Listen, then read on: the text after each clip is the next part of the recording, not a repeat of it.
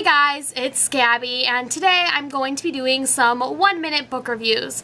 I don't know if you've ever seen these done before, but basically how this works is that I chose a theme, and then from there I chose 3 books that fit under that theme, and I'm going to talk about them in a basically non-spoiler wrap-up like style.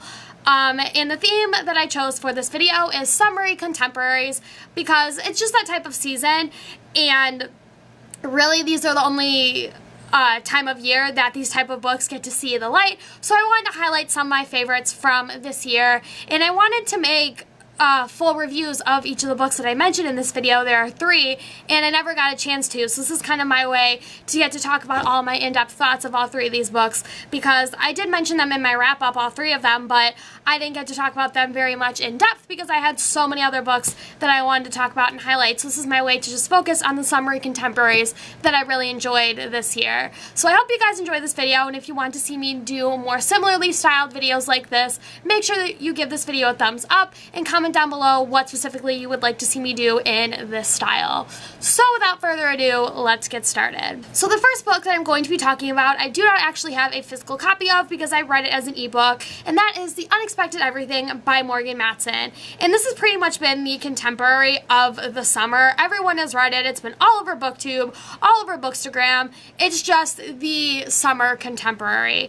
And I doubt you need a description of the book, but I'm going to give it to you anyway for all of you that have been living under a rock and don't know about this amazing book. The Unexpected Everything follows Andy, and when we meet her, her father has been thrusted into the media because he is involved in this political scandal. And Andy is very glad to be getting away from it because she has this internship plan for the entire summer to put on transcripts, to deal with medical school and becoming a doctor. So she is very glad to be able to get away from her father, who has been relieved of his position for the time being while people investigate sort of what's going on, and to make sure that he is not actually involved in the scandal, because he denies any and all involvement, but you don't know if he could be lying or not or what's going on there. So he's been relieved of his position, and Andy is very glad that she does not have to be in the company of him because she really hasn't had a proper father figure. They haven't had a proper relationship in 2 years because he's constantly been gone, and her mother died, so she hasn't felt like she's had a family.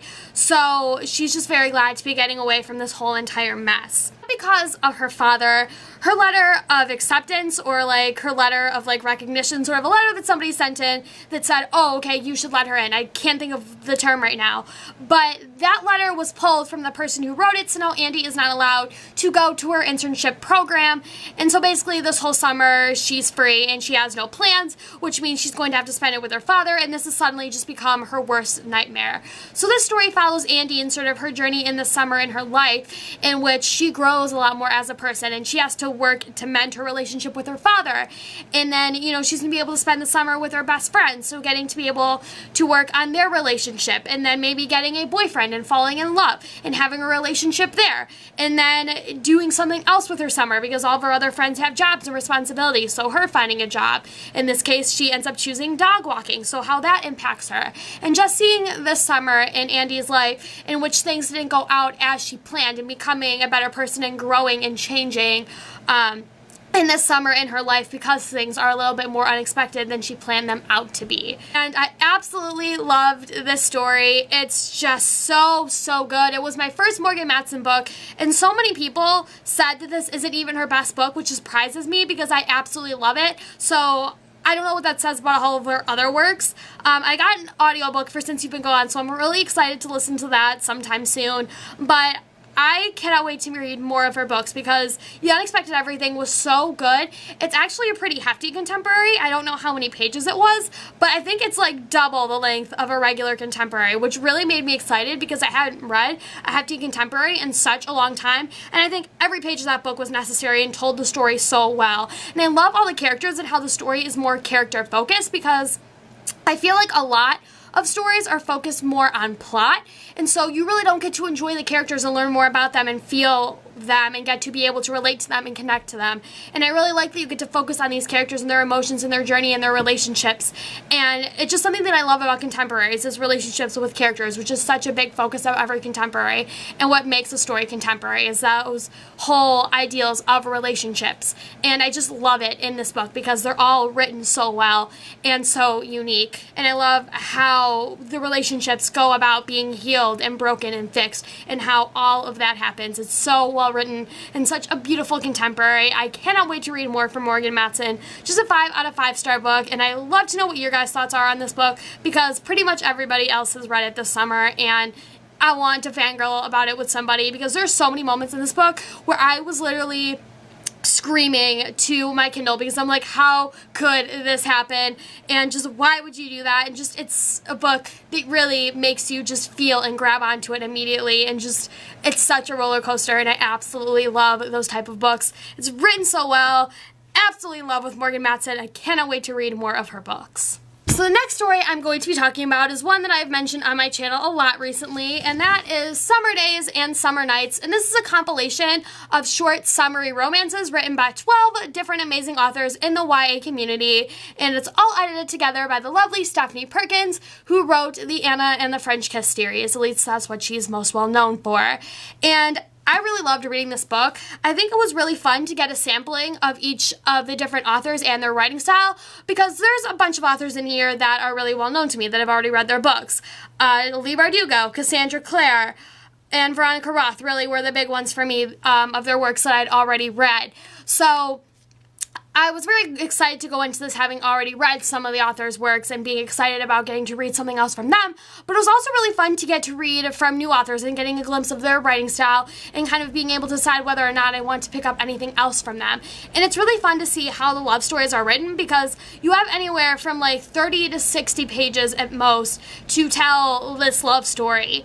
And that's really not a lot. That's like a third or an eighth or whatever it is, but that's a very small amount of a regular book to tell a love story. And it's amazing to see how it's written and how there's so many different takes on a love story. Some are more sci-fi like, some are your basic contemporary, and some are just really different and weird and strange a way of telling a love story, but they're so fun to read. And I love this book. It's edited together really well. It's so much fun, and it's just a great book to carry with you throughout the summer, because it's not something that you really like to read all at once, because then it just feels like it blends all together. So this is a fun book to read throughout the summer, and it was just a really great way to get samplings of different authors and their writing styles. So the final book that I'm going to be talking about is one that you will be seeing in my next video as well, because there's a specific aspect of it that I want to focus on, and I also talked about it in my wrap-up, as I did with the previous 2 books, and that is Two Summers by Amy Friedman. This book has probably been my favorite contemporary of the summer because of the way that it's written. This story follows Summer Everett, and when we meet her, she's about to get on a plane to Paris, France to visit her father, and as she's about to board the plane, like literally immediately, she's about to get on the plane, she gets a phone call, and it's her decision to answer it or not to answer it that splits her summer in 2. In the world in which she answers her phone, she ends up back home in her house in upstate New York, and when she does not answer the phone, she ends up in Paris, France. And so both of these stories are parallel to each other, and you can see how pretty much the events that happen to Summer are pretty much the same in each world. It's just her location that can sometimes change how the events take place. But overall, the stories in Paris and New York are both relatively consistent. And so you get to see how the summer in Summer's life changes her and how she grows as a person upon turning 16, and how her relationship with her parents change, and with her best friend, and then maybe falling in love, and how she has her first major relationship, and how that's something that changes her and makes her more of an adult. And you just get to see her grow as a person when she turns 16 in this year of her 16th birthday. And I really loved this story. It's so fun to see how the parallel worlds are written, and it's so unique the way it's divided out, and I'll be talking more about that in a later video. But I really love the writing style of this book. I really related and connected to Summer. I really love the journey that she goes through, and how she has this connection with her parents, and how sort of that whole storyline goes about.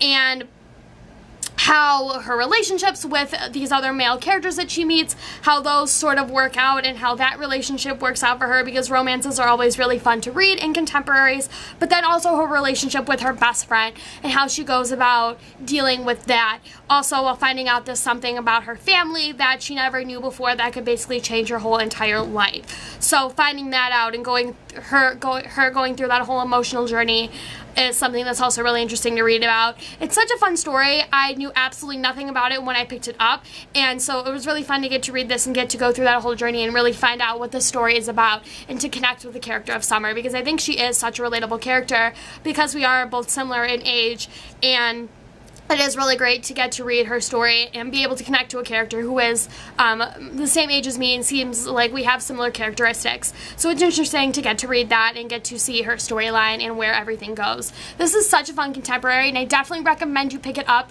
because it's so unique. I love how it has like a sci-fi twist on a contemporary world. It's really well written. It's lots of fun. I think y'all need to read it. So that is it for these 1-minute book reviews. The whole point of this video is for it to be just a relatively short talk about each of these different contemporaries that are summary that I really loved. I hope you guys enjoyed this, and like I said, if you want to see more from me doing these similarly styled types of videos, make sure you give this video a thumbs up and comment down below what sort of type of style you would like to see me do. Maybe I'll do one for the Harry Potter series talking about each individual book, or maybe I'll do it for another series. Just comment down below and I'll see what I can do if you want to see more similarly styled videos like these. So thank you guys so much for watching. I hope you all have had an amazing summer. How about you also comment down below your favorite summery contemporaries that you've read, because I would love to know so I have some recommendations for next summer. Thank you guys so much for watching, and I will see you next time. Goodbye!